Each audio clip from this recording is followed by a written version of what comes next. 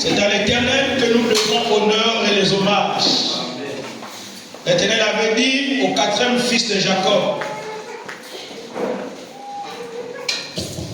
au chapitre 49 et 50, lorsqu'il appelle et qu'il bénit prophétiquement ses 12 fils. Il dit à Judas, au chapitre 49, il dit à Judas que tu recevras les hommages de tes frères. Ça veut dire que tes frères vont t'honorer parce que de toi sortira le Messie. De toi sortira le Shiloh, l'envoyé de Dieu. Tu recevras les hommages. Seul Christ mérite nos hommages. Seul Christ mérite que nous l'acclamons. Est-ce que tu peux encore l'acclamer ce matin? Je ne sais pas comment, mais acclame encore les matins,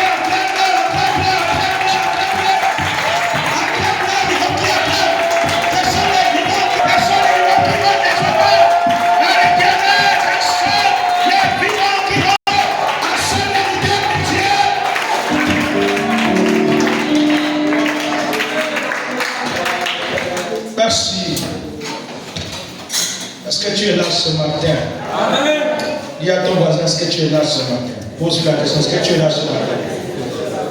Et dis encore à ton voisin, ne sois pas ailleurs, sois présent. Parce qu'il y en a qui sont présents de chair, mais l'esprit est à ma côté. Non, sois présent et en chair et en esprit. Amen. Donc, sois présent parce que Dieu veut ta présence intégrale. Sois présent. Alors si tu es rentré ce matin avec des soucis, Dieu souci, je sais que ce matin le ciel va me parler. Alléluia. Va me parler. Nous tenons à bénir le Seigneur. Ça fait pratiquement un an qu'on n'a pas été présent. Vous nous avez tellement manqué. Parce que nous vous aimons beaucoup.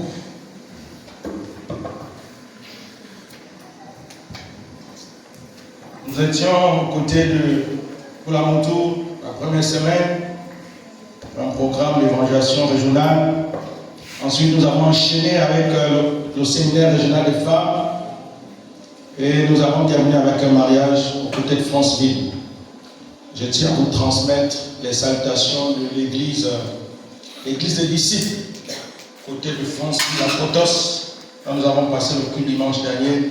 Donc, recevez les salutations de l'apôtre qui est le pasteur principal, l'apôtre Epalepaïa Albert, que vous connaissez tout simplement, qui vous transmet donc ces salutations les plus chaleureuses. Nous rendons grâce au Père ce matin. Ce matin, alors que Dieu me montrait l'état des cœurs qui sont en attente de certaines promesses. Certains cœurs sont en attente de certaines promesses. Et ce matin, Dieu va nous donner 4 clés. 4 clés pour voir les promesses de Dieu se manifester dans notre vie.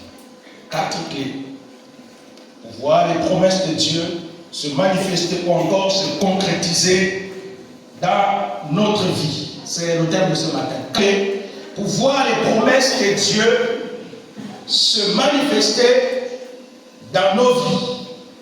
C'est le thème de ce matin. Et nous allons lire un texte dans le verset 7. Si la régie est prête, peut nous aider. Jérémie, le chapitre 17, le verset 7. Nous allons nous lever et nous allons honorer la parole. Et vous le connaissez, c'est un texte que nous avons pour coutume de lire. Il est écrit dans Jérémie, le chapitre 17, verset 7. Béni soit l'homme, on dit l'homme ici, qui se confie dans l'Éternel. Et dans l'Éternel est l'espérance. Alléluia. Veuillez vous asseoir. Une distinction ici. Béni soit l'homme. Il ne s'agit pas de tous les hommes ici. Il s'agit de celui qui se particularise. Il s'agit de celui qui s'est confié en l'Éternel. Et la conséquence de se confier à l'Éternel, c'est quoi? C'est que l'Éternel est son espérance. C'est un grand mot.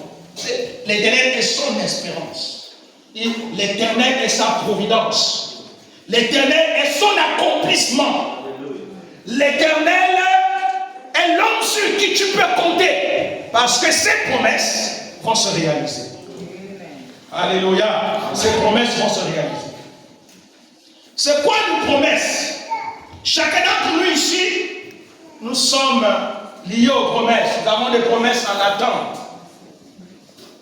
Une promesse, ce sont des paroles.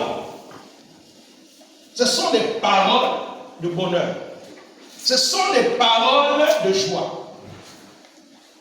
Ce sont des paroles d'accomplissement que Dieu a résolu d'accomplir dans ta vie avant que tu ne viennes même au monde. Allez, Dieu, dans sa préscience, avait déjà arrêté.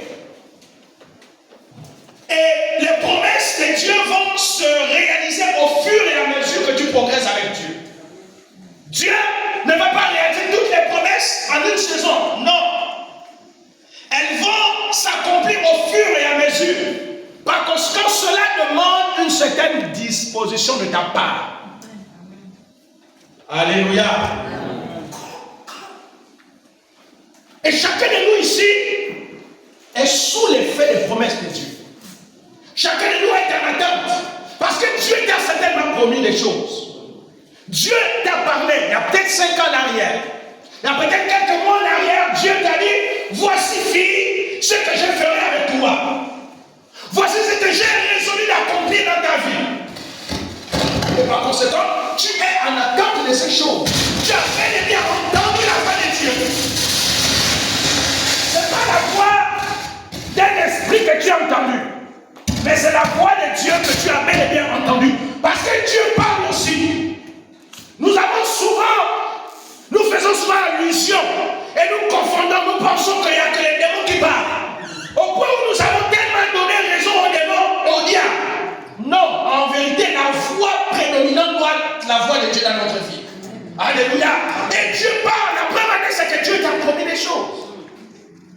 Dieu t'a promis des choses. Et ton cœur attend avec patience. Ton cœur soupire. Ton cœur se pose des questions. Mais Père, jusqu'à quand je vais attendre? Jusqu'à quand je vais attendre? Ça viendra quand? Tu as dit ceci. Mais quelque chose arrivera quand? Je suis même fatigué. As-tu une fille, je suis en train de prier ensemble avec elle? Dis, mais papa, je suis fatigué.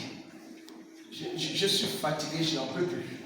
Dis, mais tu es fatigué? Comment ça tu es fatigué? Et c'est ce que le diable attend, que l'on dise, je suis fatigué. Je n'en peux plus, je suis fatigué. Le diable fait quoi? Il essaye de trouver des situations pour nous amener à bout. Pour que l'on puisse se lasser, pour que l'on puisse abandonner notre espérance, ce que nous avons commencé. Et dès qu'on se lasse, il se réjouit. La première clé ce matin est celle-ci. Je l'ai intitulée. Certaines personnes pensent que lorsque Dieu fait une promesse, virgule, ils n'ont qu'à la recevoir, virgule, dire merci et attendre les bras croisés qu'elle se manifeste. Je vais répondre.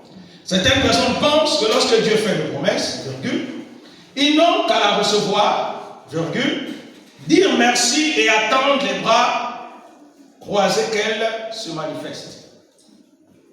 Ça, c'est une mauvaise attitude qui ne favorise pas les promesses de Dieu pour qu'elles se manifestent. Lorsque Dieu nous fait des promesses, il est important de se mettre dans une certaine disposition importante. Pourtant, plusieurs témoignages dans la Bible nous montrent que les promesses de Dieu ne s'accomplissent pas par leur propre chef dans nos vies. Dieu fait des promesses, mais c'est à nous de nous emparer de ces promesses et d'en prendre possession. On va souligner ce verbe, le verbe s'emparer. C'est à nous de s'emparer de ces promesses. C'est à nous de travailler pour que les promesses de Dieu arrivent dans nos vies. Il y a des promesses que Dieu lui-même accomplit sans notre consentement. Il y a des promesses dont nous-mêmes devons favoriser l'accès. Donc nous-mêmes, nous devons nous disposer. C'est très important, bien aimé. Quelles que soient les promesses que Dieu t'a faites, il est important pour toi de se mettre dans les attitudes favorables.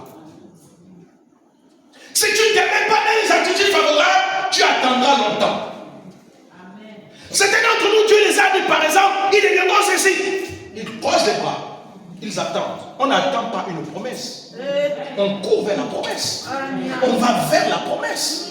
On anticipe sur certaines choses. On pose certains actes spirituels pour voir la promesse de Dieu. J'ai dit aux séminaire des femmes, écoutez, Dieu t'a promis des choses, mais elles ne vont pas descendre si tu ne fais rien, si tu n'anticipes pas sur certaines choses. Les Ivoiriens disent souvent, Dieu t'a donné pilon, Dieu t'a donné mortier, Dieu t'a donné banane. Donc tu vas aussi attendre que Dieu vienne piler foutu pour toi. Vous voyez ce que Dieu t'a donné? Il t'a donné le pilon, il t'a donné le mortier, il t'a donné la banane. Et tu veux manger le foutu. Est-ce que c'est Dieu qui viendra piller pour toi? Ta base, c'est le fait que tu dois piler. Ta base, c'est le fait que tu dois t'emparer. Dieu a dit que tu n'es pas ingénieur. Mais qu'est-ce que tu dois faire? Tu dois aller à l'école. Tu dois chercher le bac C ou le bac D. Tu dois aimer les sciences, les mathématiques, la physique, la biologie. Sinon, tu ne peux pas devenir ingénieur. Tu dois apprendre, tu dois faire des sacrifices pour que tu deviennes ingénieur. Ça, c'est ta contribution. C'est la part que tu dois faire pour que les promesses de Dieu arrivent jusqu'à toi. Écoutez-moi bien. Dieu pose la question à Moïse. Il dit à Moïse, tu as quoi dans tes mains? Dieu parle toujours de quelque chose. Moïse parlement, Moïse philosophe, il essaie de vivre avec, il veut fuir la paix de Dieu, il veut fuir la mission de Dieu. Et Dieu lui dit à Moïse, arrête de philosopher, arrête de raisonner, qu'est-ce que tu as dans tes mains? Il dit, il y a un bâton. Il dit, ok, c'est avec ce bâton-là que je vais accomplir la puissance. Il faut que tu aies quelque chose au début. Il faut que tu aies quelque chose dans tes mains. Il faut que tu comprennes que les grandes visions que tu as dans ton esprit ne vont pas se concrétiser si tu ne t'en parles pas.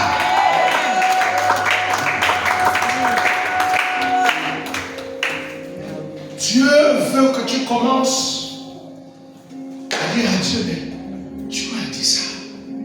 Et c'est vrai, tu ne l'as pas. Quel que soit le temps que ça va prendre.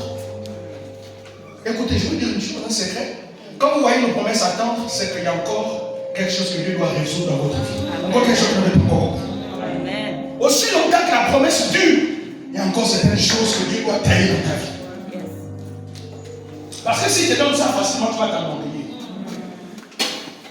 Il y a encore certaines choses. Et c'est pourquoi Dieu fait quoi? Il te fait attendre. Il te fait attendre. Pour régler d'abord ce problème dans ta vie. C'est pourquoi il fait. Combien d'entre nous ont des promesses? Combien d'entre nous sont tombés dans l'inespérance? On est tombé dans le découragement total. On n'a même plus la force de prier. J'entends ce que dit. Parce que je veux ça. J'ai gêné, j'ai prié, j'ai prié. Parce que je suis fatigué. Mais si tu te fatigues, rien n'arrivera. Amen. Et tu as même prié comment? Comment tu as prié? Toute chose demande une stratégie. Demandez les militaires. On ne va pas en guerre sans stratégie. Amen. On ne va pas en guerre sans stratégie. Vous n'avez pas la stratégie qu'il faut. L'entité spirituelle va continuer toujours à menacer votre vie. Et vous serez toujours dans la peur de l'entité. Dieu change aujourd'hui. Parce qu'il devait rentrer par la ville qu'on appelle Haï. Haï était une ville qui avait des forteresses aussi. Il faut d'abord vaincre Haï parce qu'après il devait vaincre Jéricho. Et Dieu lui donne la stratégie. Il dit tu vas d'abord envoyer les gens pour aller espionner. Vous allez d'abord prendre le temps pour espionner leur point faible. Et c'est sur le point faible que nous allons les attaquer la nuit quand ils vont dormir. Stratégie. Et quand Josué et son armée vont se lever, ils vont attaquer la ville d'Haï, ils vont les détruire. Si tu n'as pas la stratégie qu'il faut, bien-aimé, tu attendras longtemps. Les promesses de Dieu sont vraies. Nos vies sont remplies de promesses. La Bible dit qu'il y a plus de 900 promesses dans la Bible. Et Dieu nous promet chaque jour. Dieu nous rassure chaque jour. C'est pourquoi en vérité, un enfant de Dieu ne doit pas se lamenter. Il ne doit pas se plaindre. Un enfant de Dieu doit avancer selon les dires de Dieu dans sa vie. Parce que si Dieu a déjà parlé, si Dieu t'a déjà béni autant pour moi, personne ne pourra te maudire. Les malédictions que les gens prononceront, ces malédictions ne pourront pas avoir de l'effet. Vous connaissez l'histoire de ce. Balaam va l'appeler Balak. Balaam appelle Balak pour dire, j'ai entendu que ce peuple qui détruit arrive. Tous les royaumes avaient peur d'Israël. Et Dieu dit qu'ils doivent passer par ton territoire. Balak dit, il appelle Balak et un prophète. Il dit, je sais que tu es un prophète de Dieu. Mais ne veux pas que ce peuple passe par mon territoire. Viens me maudire ce peuple. Le prophète, il commence à faire le contraire. Au lieu de maudire, il commence à bénir. Il dit, oh mais qu'est-ce que tu fais? Qu'est-ce que tu fais? Je ne t'ai pas béni, c'est pour bénir. Pour maudire, il dit, mais Dieu a déjà béni, je ne peux pas dire le contraire. Ce que Dieu a béni, on ne peut plus maudire. Quand Dieu t'a béni là, même si tous les sorciers du monde, même si ceux qui s'opposent à toi viennent te maudire, la malédiction n'aura pas de effet. Elle n'aura pas de effet.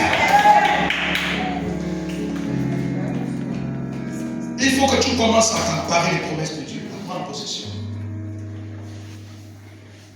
Tu dois t'emparer. Vous savez, la vie chrétienne, c'est la guerre. Si tu ne te bats pas, tu n'obtiens rien. Tu n'obtiens rien, je vous assure. Tu n'obtiens rien, il faut se battre. Parce que Satan est assis sur nos domaines. Il est assis sur nos territoires. Il est assis, il gouverne. Si tu ne te lèves pas, tu n'auras rien. Alléluia. Amen. Il y en a qui passent le temps à pleurer. Oh Dieu, tu m'as promis le mari. Depuis là, je ne marie plus. Mais qu'est-ce qui se passe? Seigneur, mais depuis là, j'attends. Mais si tu ne sais pas que tu dois te lever comme stratégie, tu attendras aussi longtemps. Tu attendras aussi longtemps. Deuxième clé ce matin. L'ennemi combat la manifestation des promesses de Dieu dans nos vies. L'ennemi fait quoi? Il combat la manifestation des promesses de Dieu dans nos vies. Vous devez le savoir. Quand le diable ne va jamais permettre que les promesses de Dieu se manifestent dans ta vie.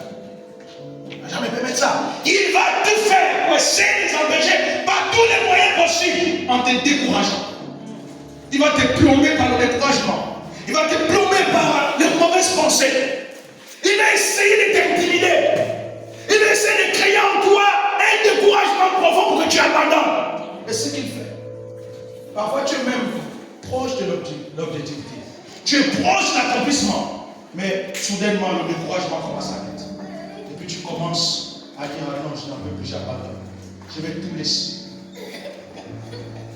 Je vais tout laisser. Je vais te dire ce matin, n'abandonne jamais. Il ne faut jamais abandonner. Le royaume de Dieu n'est pas fait pour ceux qui abandonnent. Le royaume de Dieu n'est pas fait pour ceux qui commencent et qui laissent la maison inachevée. Non.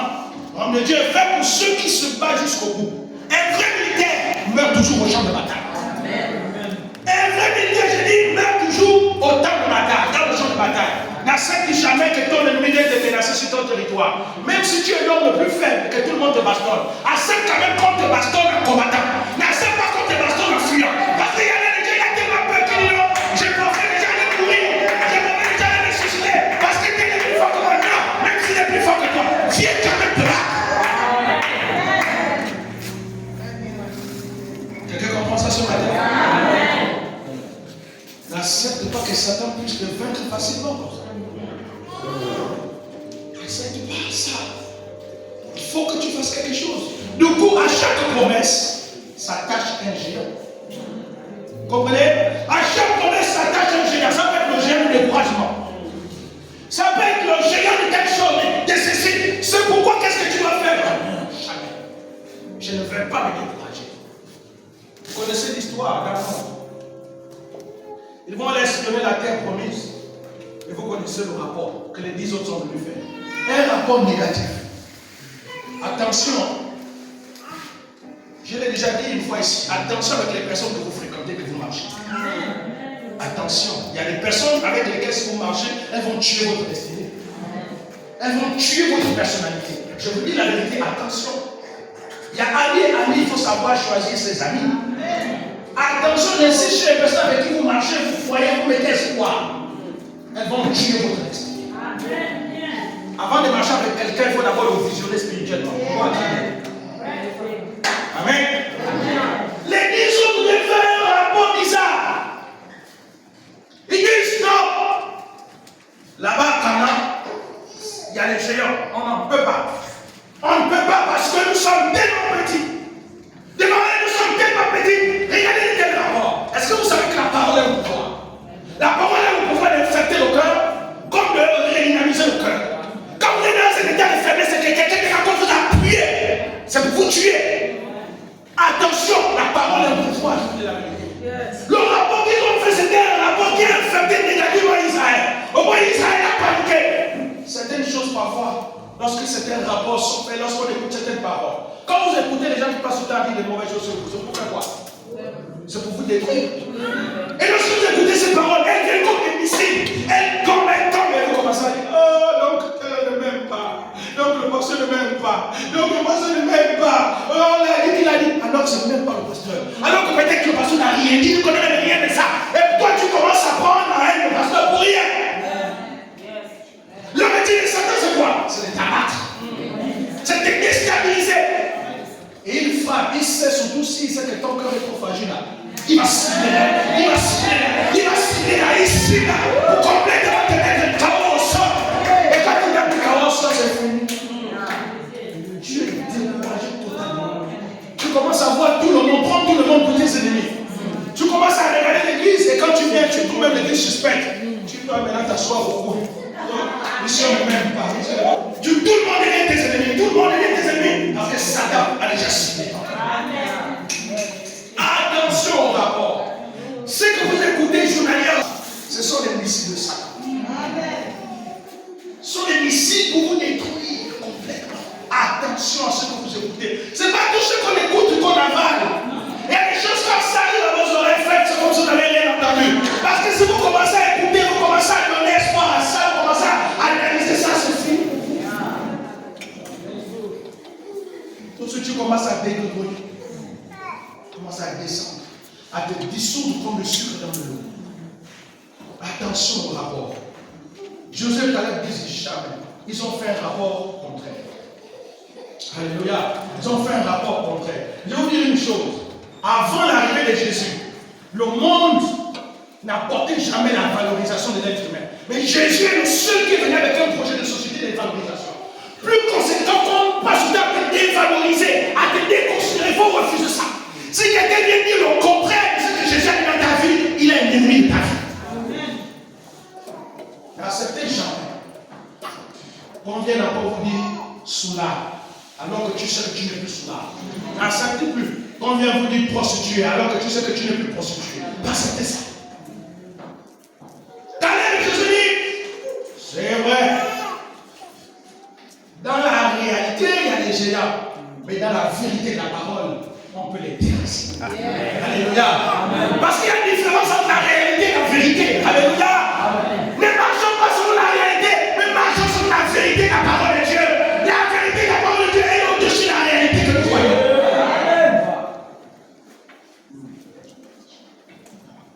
J'ai appris qu'il y a un serpent qui mord sur l'ombre.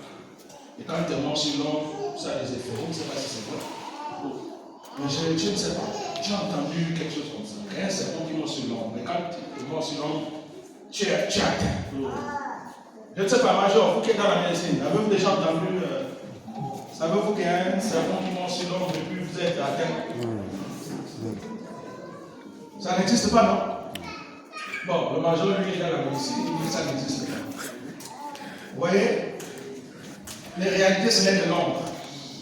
Quand le serpent te mord à l'ombre, là, tu n'es pas atteint. C'est ce que le diable fait. C'est ce que le diable fait. Ce n'est que l'ombre, ce n'est qu'une réalité. Mais la réalité n'est pas toujours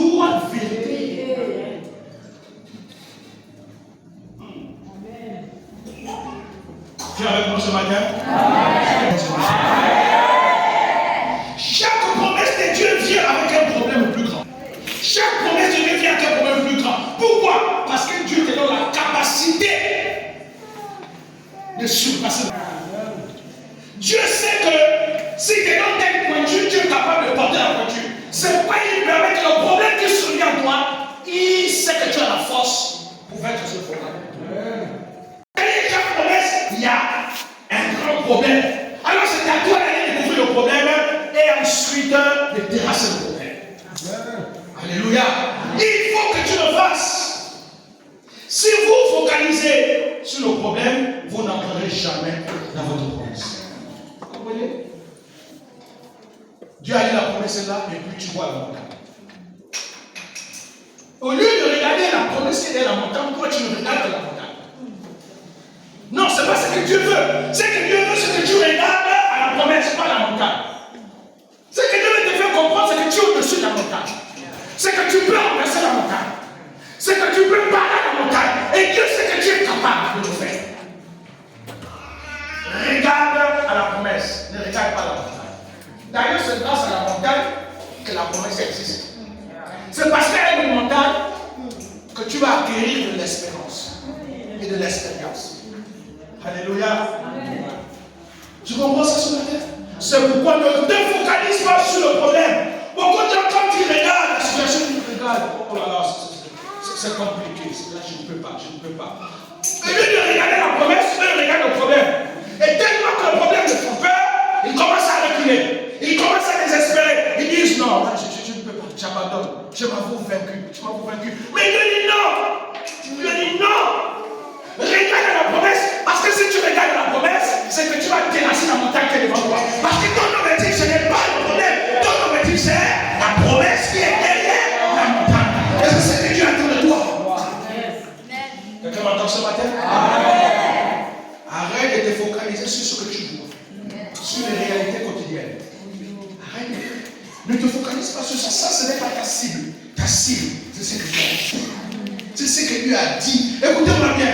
Si vous vivez toute votre vie et que vous ne rentrez pas dans les promesses de Dieu, c'est que vous aurez raté votre destinée. Que vous aurez raté votre destinée. Vous aurez raté les promesses de Dieu dans votre vie. Écoutez. Savez-vous que les décisions du jour sont prises dans la nuit? C'est dans la nuit où les combats, les vrais problèmes sont traités. La journée, on vient que vous faire un rapport. Le rapport peut être fort.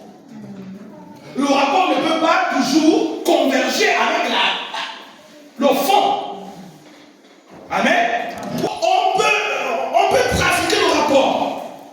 On peut réduire le rapport pour essayer d'apaiser le cœur. Mais dans la vérité, c'est juste.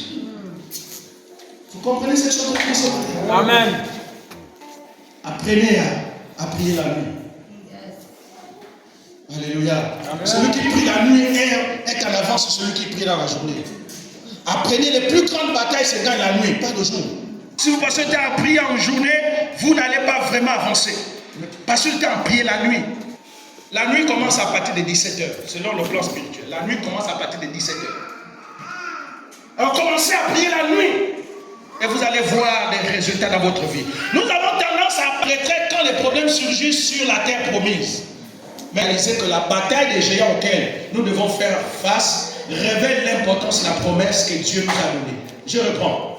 La terre des géants auxquels nous devons faire face révèle l'importance de la promesse que Dieu nous a donnée. Il y a une promesse qui est cachée derrière ce géant qui est là. Il y a une promesse qui est cachée derrière la réalité spirituelle qui est là, qui te terrorise. Mais lorsque tu arrives à terrasser le géant qui est là, alors tu finis par accéder. Alléluia. Tu finis par obtenir. Tu finis par s'asseoir à la table des grands. Et plus qu'on avance vers l'accomplissement du plan de Dieu dans nos vies, et plus la résistance est importante. Vous comprenez ça? Plus la résistance est importante. Ça doit plus vous amener pas à se décourager. Non. mais plutôt à rester tenace. Plutôt à rester tenace. Plutôt à rester objectif. À continuer à espérer. Alléluia. Continue à espérer. Et tu finiras par voir la main de Dieu. Bien-aimé, l'importance de la résistance à laquelle vous faites face sur le chemin de votre accomplissement ne devrait pas vous faire fuir. C'est en fait un révélateur de ce que Dieu est avec vous en fait. Quand vous voyez la résistance, c'est que Dieu est avec vous. Il y a des situations ici où nous avons prié, n'est-ce pas? Voilà la résistance, on a la résistance. C'est un révélateur. Parce que Satan ne résiste pas parce qu'il doit résister. S'il résiste, c'est parce qu'il sait que la promesse est vraie. Alléluia. La promesse est vraie. Et que vous avez réellement une promesse. Vous êtes au bon endroit. Alors persévérez en faisant fermement la parole que vous avez reçue de la part de Dieu. Il faut s'accrocher, il faut s'attacher. Dire à Dieu, je m'attache, je m'accroche, je ne lâche pas prise. Et lorsque tu t'accroches, tu finis par voir. Alléluia. Amen. Car celui qui s'attache, s'accroche, finit par voir quelque chose. Finit par obtenir des résultats. La troisième clé, nous la connaissons, c'est la persévérance. La persévérance, virgule, c'est une question de direction et non de vitesse. La persévérance, virgule, c'est une question de direction et non de vitesse. Que persévérer ici, c'est courir. Il faut qu'il y ait une rythme. Non, mais si tu cours et que tu n'as pas la vraie direction, tu vas courir et courir et courir et t'épuiser. Alors ce que Dieu veut, c'est que tu puisses courir avec la direction. Et la direction que Dieu t'a montrée. Tu m'entends ce matin? Il ne s'agit pas d'aller à pas de géant. Il s'agit d'endurer. L'endurance. Ça s'appelle quoi? L'endurance. Les bonnes choses ne s'obtiennent pas facilement. Les bonnes choses s'obtiennent en travaillant dur. Les bonnes choses s'obtiennent en patientant. Il y a beaucoup qui ne sont pas patients. Il y a beaucoup qui ne sont pas endurants. Aussi on demande aujourd'hui, on veut que Dieu donne aujourd'hui. Non, il y a des choses que Dieu donne aujourd'hui. Il y a des choses qu'il veut d'abord que tu endures. Amen. C'est une vérité. Les bonnes choses s'obtiennent en persévérant. Celui qui n'endure pas ne peut obtenir de bonnes choses. C'est pourquoi vous voyez aujourd'hui beaucoup prennent des raccourcis. Ils prennent des raccourcis. Ils vont s'humilier chez le diable. Ils vont signer des contrats. Ils vont faire ceci, vendre une partie de leur corps. À Libreville, il y a une secte des femmes. Où elles vendent une partie de leur partie génitale en couple. Pour se faire de l'argent. Il y a une secte à Libreville. Et on veut facilement les choses. Le diable ridiculise les problèmes. Le diable n'a jamais donné gratuit. Il ne donne jamais gratuit. Il donne la main gauche et il passe la main droite. Il dit, tu veux l'argent, tu veux la gloire? Ok. Mais au retour, il dit facilement te demander après. Au retour, il va te dire, donne-moi ça. Ce sont les histoires que nous connaissons. Il s'agit d'endurer l'endurance, pas à pas. Quand on a la direction, on n'avance pas à pas. On sait où on va. On n'est pas donc découragé parce qu'on attend le moment convenable. Amen. Amen. À ce rythme, jusqu'à la manifestation du plan de Dieu pour nos vies, en faisant des choses ordinaires tous les jours. Le plus important n'est que tout soit parfait dès le départ. Le plus important, c'est d'avancer. Alléluia. Le plus important, c'est que tu avances. C'est pas d'abord le reste, c'est que tu avances. Et tu avances de façon sûre. Et tu te vois avancer. Et vous savez même, les autres qui sont remplis de l'esprit savent que je suis dans telle saison. Ils savent que là, il y a quelque chose qui est en gestation, qui est sur le point de descendre, qui va arriver dans ma vie. Alléluia. Et ils font quoi? Ils persévèrent. Ils persévèrent. Ils font quoi? Ils n'attendent pas de pouvoir. Et d'ailleurs, pour ceux qui suivent souvent la course d'endurance, on dit la course d'endurance, le 1000 mètres. 1000 mètres, celui qui gagne le 1000 mètres, c'est celui qui a la direction. Et la méthode. Comment il s'appelle encore? Usain Bolt. Lui, pratiquement, il gagne tout le temps. Mais il a la méthode, il a la direction. Vous voyez? Il sait. C'est égal. L'endurance, lui, fait le 1000 mètres. Mais là, je parle de l'endurance. Dans le 100 mètres. Usain Bolt fait le 100 mètres. Là, je parle de la course d'endurance. Le 1000 mètres.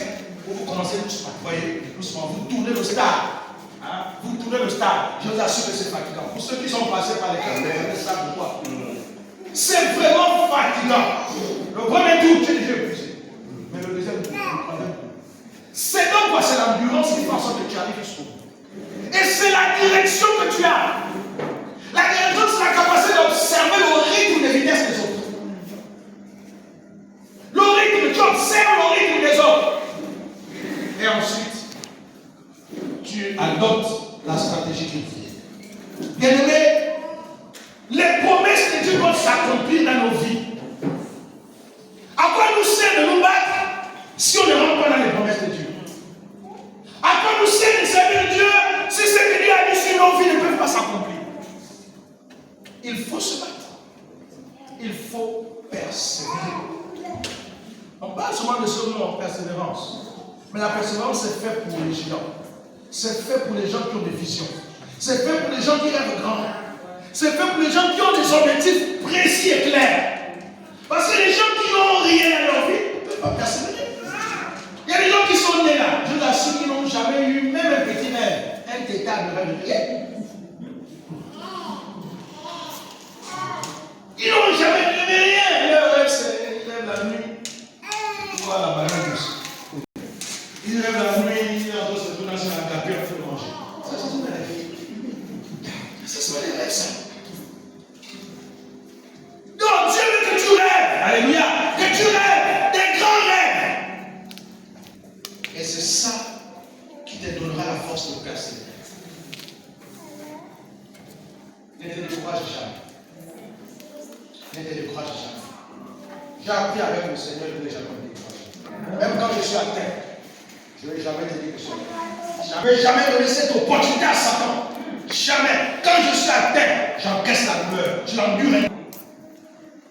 Je l'endure intérieurement. Mais quand je l'endure, je suis en train de chercher une méthode afin de répliquer ça. Et quand je vais frapper fort, Satan va dire, oh, je n'ai pas vu ça venir. Je n'ai pas vu ça venir. Je n'ai pas venir. On m'a surpris. Je suis surpris. Il faut surprendre le gars. Il faut surprendre vos ennemis. Alléluia. Alors n'abandonne pas, ne te décourage pas, femme, homme, ne te décourage pas, continue à endurer, continue à avancer. Ce qui est important, c'est que tu avances. Alléluia. Amen. Dieu veut que tu crois, Dieu veut que tu continues à croire. Je vous assure que quand vous lisez l'histoire d'Israël par rapport à la terre promise, c'est une histoire extraordinaire. On tire toutes les leçons de la vie à l'intérieur. Tous les grands rêveurs tirent leurs leçons à l'intérieur. Je suivais un athlète éthiopien. Il disait qu'il est né dans une famille pauvre. Il dit qu'il n'a jamais mangé à sa faim, en fait. Il n'a jamais mangé à sa faim. Ça dit qu'il n'a jamais mangé un véritable plat. C'est que nous, on a dans nos maisons gaspillées. Il dit qu'il n'a jamais mangé un véritable plat, un vrai plat.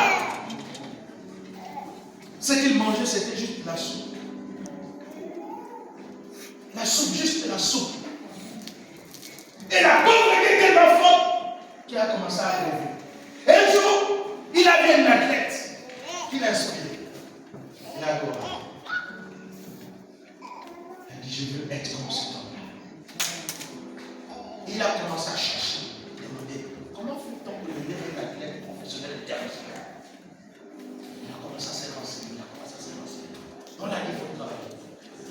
Mais si tu veux devenir un athlète professionnel international, il faut que tu travailles dur.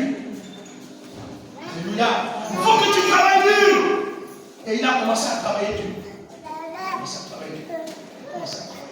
Ça n'a pas. Il dit le premier jour qu'il a mangé un plat véritable. C'est lorsqu'on s'est retrouvé dans les réunions pour préparer les compétitions, pas la compétition nationale. Ça, il va manger un véritable repas. Il dit ce jour-là, c'était comme un rêve qu'il mange un véritable repas. Vous comprenez? Il y a des gens qui sont sur la terre, là-dessus. Il dit pour lui, manger un véritable repas, c'était extraordinaire. C'était un luxe pour lui.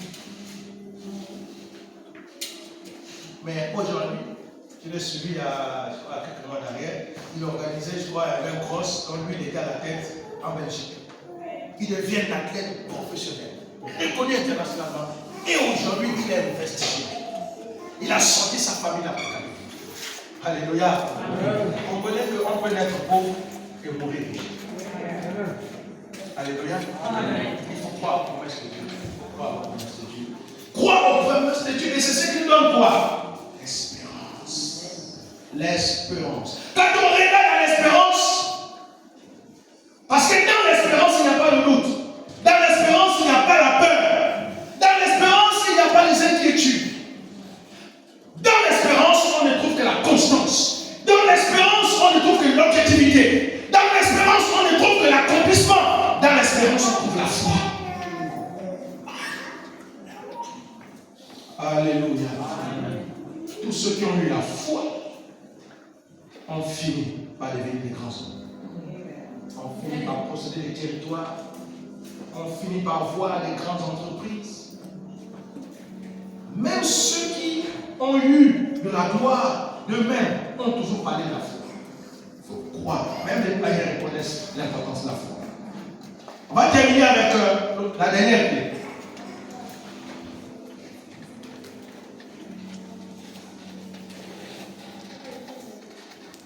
Rentrez dans votre promesse en position d'enfant de Dieu. Rentrez dans votre promesse en position d'enfant de Dieu. Au début de sa marche vers l'accomplissement, David a essayé d'entrer dans sa position de roi en disant que donnerait-on à celui qui connaissait le texte? C'est Saül qui a fait la promesse. Mais David ici, ce qui l'intéresse, c'est la promesse qui était liée. Il pose la dit, que donnerait-on à celui qui va terrasser ce géant? Rentre en position de fils. On lui dit, le roi lui donnera sa fille et beaucoup de temps. Et David dit, voici l'opportunité, voici l'occasion pour moi de ma fille. Il cherche son intérêt personnel. David cherche son intérêt. Son intérêt. Il n'a pas cherché l'intérêt de la nation, il a cherché son intérêt. Il voulait sortir de sa position. Au début, il était question de lui surtout. Et il est passé par des temps de désert alors qu'il était loin. Mais 20 ans après, on le voit prendre possession de Jérusalem avec tout un peuple. À ce moment-là, il ne s'agissait plus seulement de lui, mais de tout le peuple. L'accomplissement du plan de Dieu pour sa vie a permis l'accomplissement de la destinée de plusieurs autres dans la nation. Votre position en tant que fils de Dieu vous donne la supériorité. Votre position en tant que fils de Dieu vous donne la légitimité de recevoir et de posséder. Les promesses ne sont pas faites pour les païens d'abord. C'est fait pour nous en tant que fils de Dieu. Ce que la Bible dit, ce que la parole de Dieu dit, cela nous concerne d'abord. La parole de Dieu, ce n'est pas une histoire, mais c'est la vérité. C'est la vérité. On est dans sa promesse quand on n'est plus au centre. Mais quand l'accomplissement de notre destinée permet la manifestation de la destinée,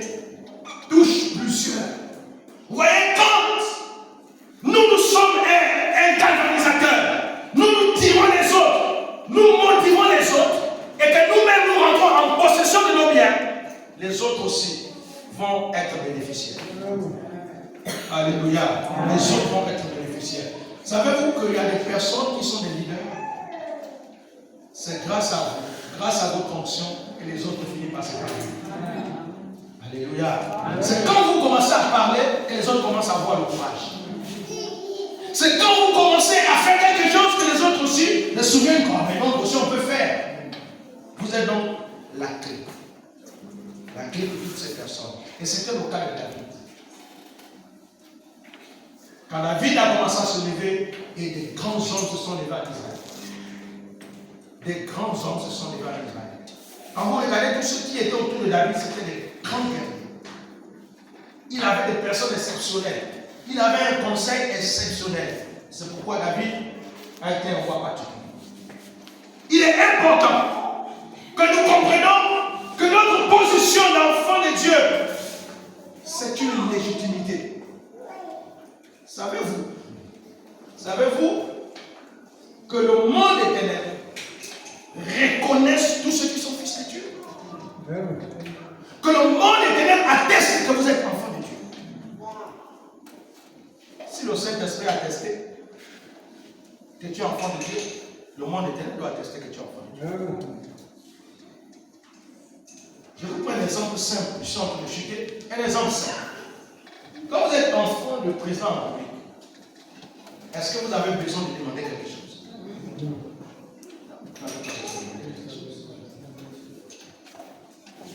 Ça vient seul, n'est-ce pas? On vous sert. On vous sert. C'est une légitimité, c'est un droit fondamental. Donc, nos droits sont des droits légitimes. En tant que fils de Dieu, tu dois bénéficier des promesses de Dieu. En tant que fils de Dieu, tu dois manger les bonnes ressources de cette terre. En tant que fils de Dieu, tu dois avoir les territoires. Alléluia. Amen. Il y a un aîné qui m'a dit tout récemment, qui faisait son témoignage. Extraordinaire. Il est arrivé un jour quelque part, dans un quartier, puis il voulait acheter une partie de terre, un terrain. Il est tombé sur une maman, vraiment qui avait un cœur aussi. Et la maman l'a dit, comme il était pasteur, la maman l'a dit, papa,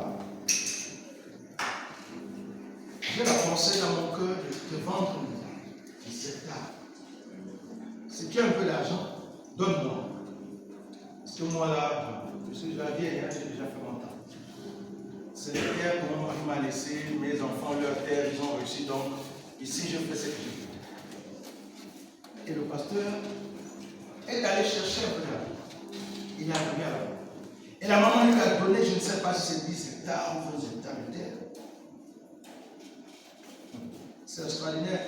Et il me fait ce témoignage, il me disait, pasteur, aujourd'hui, cette terre-là ont un titre foncier. Donc, je vends les terrains. Extraordinaire. Il dit, désormais, je deviens un revendeur des terrains qui ont des titres fonciers. Et il y a des jours, je suis allé ce jour, je suis parti la nuit avec ma femme. On est parti parler à la terre. On a parlé la terre, on a parlé la terre, on a parlé à la terre, que tu deviendras une source de bénédiction pour nous. Nous te possédons. Il dit aujourd'hui, il est connu au cadastre. Donc, je pense au cadastre que la terre. Il y a un monsieur qui a besoin d'un terrain de 40 000. Il dit, j'arrive. Il dit, ça, c'est dans le machin. Il dit, parce que c'est pas, vous voyez, j'ai reçu le Félix. C'est pas, vous voyez. Là, je suis même dans la construire un lycée. Et je vous assure, quand vous voyez le pasteur, il est si simple. Mais c'est un homme en fait qui a compris son identité de fils de Dieu. Et aujourd'hui, il est en train de vraiment devenir un homme riche. Devenir un homme riche.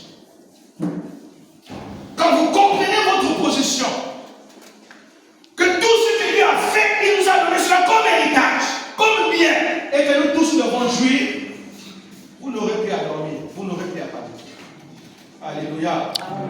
Vous n'aurez plus à avoir peur de quoi que ce soit. Vous n'aurez plus à pleurer.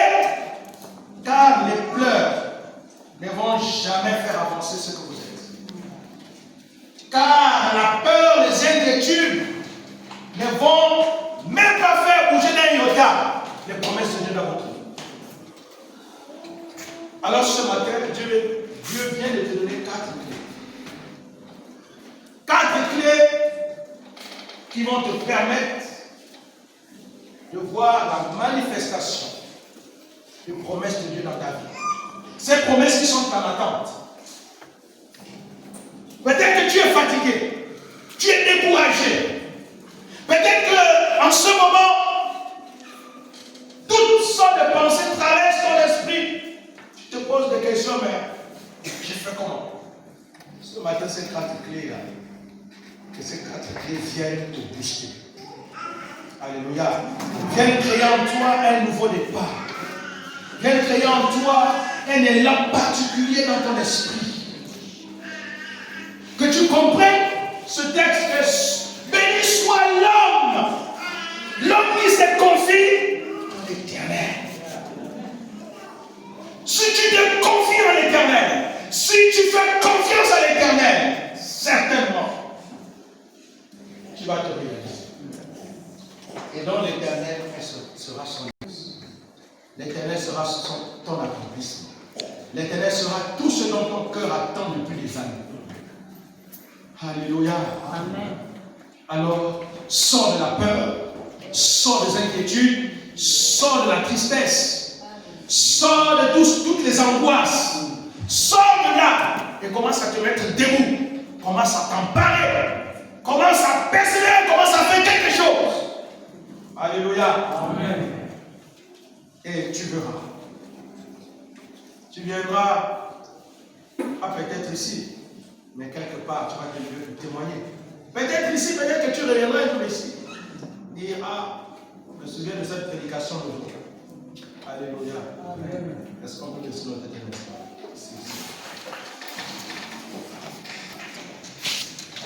Tu as montré des cœurs qui attendaient, des cœurs qui soupiraient, des cœurs qui étaient inquiets, des cœurs qui se questionnent par rapport aux promesses, par rapport à l'avenir. Et ce matin, tu as été la solution. Tu es la solution d'un cœur. Tu es la solution d'un homme, la solution d'une femme. Oui, par rapport aux promesses. Et nous comprenons que chacun de nous, sa vie est liée aux promesses. Les promesses sont liées à nos vies. Et par conséquent, nous devons nous emparer de nos promesses. Par conséquent, nous devons persévérer. Par conséquent, nous devons faire quelque chose, Éternel. Pas question de vivre dans les regrets. Pas question d'être malheureux. Pas question d'être sous l'effet des inquiétudes et des angoisses. C'est terminé. C'est terminé. Au nom de Jésus-Christ. C'est terminé. Je t'invite à bénir l'Éternel un instant. Commence à prier, commence à prier, commence à prier, commence à prier. Et à Dieu. Et à Dieu, je crois que le temps est arrivé pour telle chose. Le temps est arrivé pour moi de définir. Le temps est arrivé pour moi de faire ceci. Le temps est arrivé pour moi. Le temps est arrivé pour moi. Le texte est arrivé pour moi. D'agir ainsi, de faire ceci. Le temps est arrivé. Permet d'avouer des choses que nous faisons.